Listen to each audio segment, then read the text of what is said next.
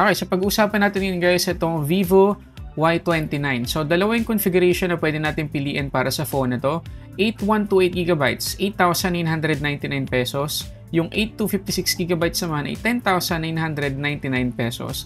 At para sa isang Vivo phone na entry level at maganda na kahit papano yung kanyang storage, pati na rin yung RAM, sapat na sapat yung presyo sa opinion ko lang naman. Ngayon, meron tayong dalawang colorway na pwedeng piliin dito. So, yun nandito sa atin, kung makikita ninyo, ay itong marble white or color white na 8 to 56 gigabytes. Pero meron pa tayong isang colorway, ayan, makikita nyo dito, at saka dito sa picture, espresso brown. Pero I highly recommend guys na itong espresso or itong marble white yung piliin nyo kasi sobrang ganda talaga. Papakita ko sa inyo maya-maya. So, pag open natin ng box, ang una natin makikita ay yung phone na nakabalot sa plastic. So, tanggalin natin. Eto guys, yung marble white. Sobrang ganda. Kita nyo naman. Napaka-elegante na itsura. Diba? Tapos glossy yung frames niya. Plastic lang yan, obviously.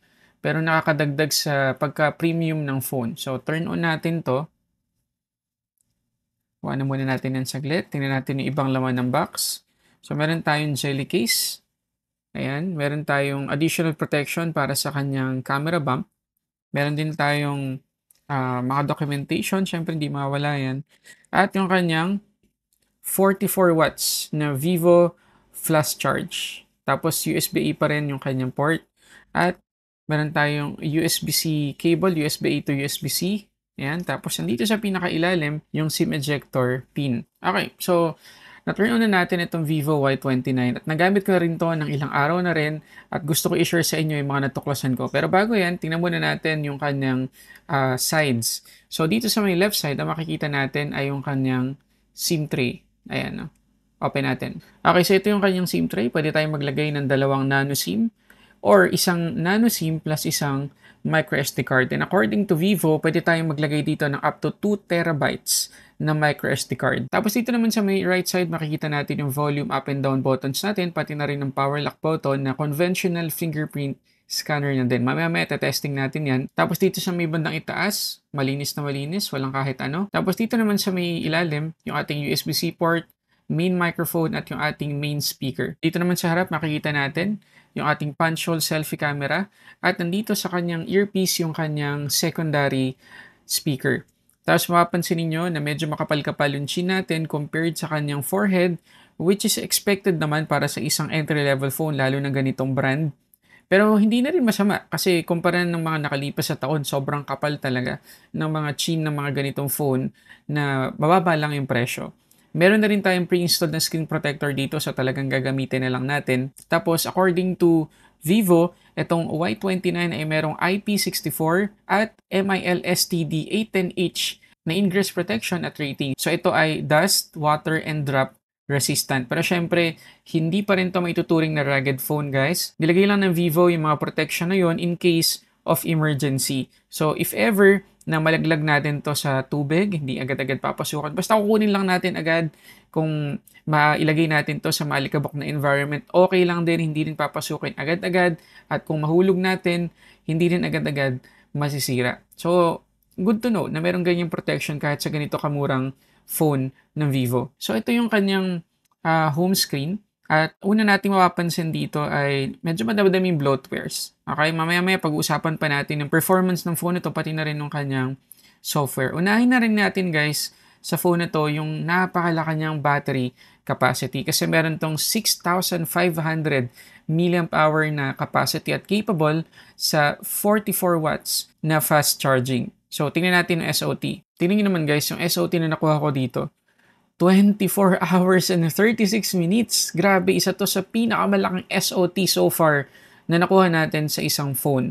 So, kung sakaling gagamitin natin to sa work, gagamit tayo ng mga GPS-based na mga applications, tapos nakadata tayo all day, wala pong problema. Maaasahan natin yung battery performance ng phone na to. Hindi to agad-agad malalobat. Sobrang ganda, grabe. Pagdating naman sa charging, 15 to 100%, 1 hour and 20 minutes ko lang siya na-charge. And considering na 6,500 mAh yung capacity, mabilis na po yan. Ngayon, pagdating sa Reliability ng kanyang fingerprint scanner, okay lang naman, hindi sobrang bilis.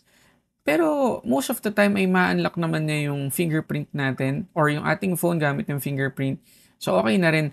Makakasanayan ko na rin yung hindi sobrang bilis na response. At pagdating naman guys sa kanyang speaker, kapag itinodo natin yung volume, ayan, pwede siyang ma-boost up to 400% at sobrang lakas talaga ng speaker ng phone na 'to, lalo na yun nandito sa may ilalim. So, dual speaker siya or stereo speakers, pero mas mahina yung speaker dito sa may earpiece kumpara dito sa main niya sa ibaba. Ngayon pagdating sa display, 6.68-inch IPS LCD meron tayo dito, 720p lang yung resolution at 120Hz naman yung kanyang max refresh rate. Meron tong 1000 nits na peak brightness at scut glass protection. At malaking bagay yung 720p resolution kung bakit natin nakuha yung almost 25 hours na screen on time. And sa ganitong presyuhan ng phone, hindi na rin ako nagreklamo na 720p, 120Hz yung max refresh rate natin kasi hindi ko naman to gagamitin primarily sa gaming. Gagamitin ko to for everyday applications like Facebook, YouTube, at gagamitin ko rin for work. Kung sakaling ako yung bibili nito, gagamitin ko siya sa mga Waze, Google Maps, tapos all-day data. Pwede ko rin itong gamiting hotspot. So, malaking bagay na medyo mababa yung resolution na inilagay nila dito para ma-achieve natin yung battery performance na yon. And besides, yun naman talaga yung gustong i-promote dito or key selling point ng Vivo dito sa Y29, yung battery performance at yung napakalakas na speaker niya. And I think na-achieve naman ng Vivo yung dalawang key selling point na yan. Pero kahit ganun, tingnan pa rin natin yung kanyang display settings. So, dito sa settings, display and brightness, makikita natin na wala tayong color presets na pwedeng piliin. However, meron tayong color temperature na option dito. So, pwede nating i-adjust manually yung kanyang white balance. Tapos, dito sa screen refresh rate, meron tayong tatlong options. Smart switch kung gusto natin yung FunTouch OS na yung mag-decide kung anong refresh rate yung bagay sa scenario or sa application na ginagamit natin. Standard kung nakalock lang siya to 60, high naman kung nakalock to 120Hz. Pero all the time, nung ginagamit ko tong phone na to, lagi ako naka-smart switch. And nakakatuwa naman guys, kasi yung wideband security level natin dito sa Y29 ay level 1. Tapos Full HD yung ating max playback resolution. So may enjoy din natin dito yung media consumption at lalo na't napakatagal ng battery endurance ng phone na to. Talagang kahit ilan pang oras tayong mag-play dito ng movie or TV series, walang problema. Ngayon pagdating naman sa kanyang performance, naka FunTouch OS 15 na tayo dito out of the box. Android 15 na yan. Snapdragon 685 yung ating chipset. 8GB na LPDDR4X yung ating RAM at kahit anong storage pa yung piliin natin, UFS 2.2 yung kanyang storage type according sa storage test na ginawa ko. Ngayon, according to Vivo, makakatanggap to ng 50-month smooth experience. So, tumutukoy siguro yun guys sa kanyang software support. So, mahigit 4 years yung pwede nyo matanggap na software support. Hindi lang natin sure kung alin doon or ilan doon yung major Android upgrade. Pero sigurado, security patches, aabutin ng 3 to 4 years yung marireceive ng phone na to. Pero pagdating dun sa kanyang major Android upgrade, kung i-consider natin yung Y29 5G, hanggang Android 16 yon. So sana Android 16 din yung matanggap nito or more kung pwede. Meron din tayong extended RAM dito or virtual RAM na 8GB by default. So kapag in-enable natin yan, hindi na natin maliliitan, 8GB na lang talaga. Ito naman yung Antutu score na nakuha natin kapag ginamit natin yung kanyang extended RAM, 333,328. Nung in-off ko naman yung extended RAM, 327,511 na lang yung score. So, mas maganda, gamitin natin yung kanyang extended RAM para sa additional boost ng performance. Ito pa yung isang malaking proof na ang ganda talaga ng battery endurance ng phone na to kasi dito sa wildlife stress test, kahit 1% hindi siya nabawasan. Nadagdagan lang tayo ng 3 degrees sa kanyang temperature which is not bad pa rin. Ngayon kapag nasa isang game tayo, pwede nating iswipe mula dito sa left papunta sa right at meron tayong game panel dito or performance panel para makapamili tayo ng performance profile. So nakaboost tayo ngayon at napaka-smooth naman ng performance overall. Pero syempre hindi natin expect na ma-generate ng Snapdragon 685 yung graphics sa most ng mga games ngayon, lalo na mga casual games na kagaya nito or lalo na mga heavy games. Pero kaya naman niya, kaya niyang patakbuhin, hindi lang gano'n kaganda yung graphics. So, pagdating sa gaming, kaya naman nitong Y29. Ngayon, pagdating naman sa kanyang camera dito sa likod, 50 megapixels yung ating main camera na f1.8 yung aperture. Tapos meron siyang secondary camera na 2 megapixels para sa depth sensor at 8 megapixels naman yung kanyang selfie camera. Ito yung mga sample photos at videos na nakuna natin sa phone na to.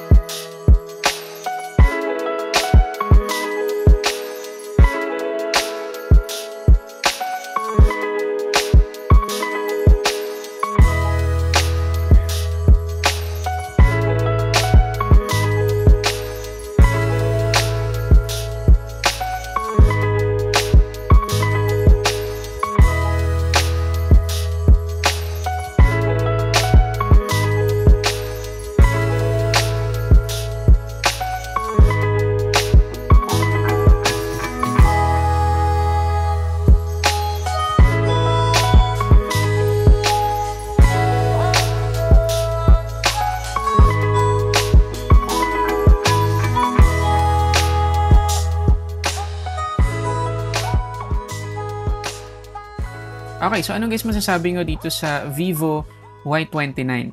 Masasabi nyo ba na sulit siya para sa presyo niya? At kung ako naman yung tatanungin ninyo, pasadong-pasado na siya. At kung kaya lang ng budget natin, go for 8 to 56 gigabytes para malaki na agad yung storage natin. Pero if ever na 8,999 pesos, yung napili nating configuration na to, yung 8128, panalong-panalo pa rin po tayo. Kasi pwede tayong maglagay dito ng up to 2 terabytes na micro SD card. Tapos ang ganda ng battery performance ng phone na to. Kung gusto niyo po ng phone na kayang-kaya yung mga everyday applications natin, kayang-kaya niyan tumagal ng mahigit 1 day of usage. Kahit pa naka-data tayo, kayang-kaya ng phone na to. So, yun guys. Vivo Y29, nandiyan yung link sa description box ba if ever na gusto natin itong bilhin. So yun muna, maraming salamat sa panonood.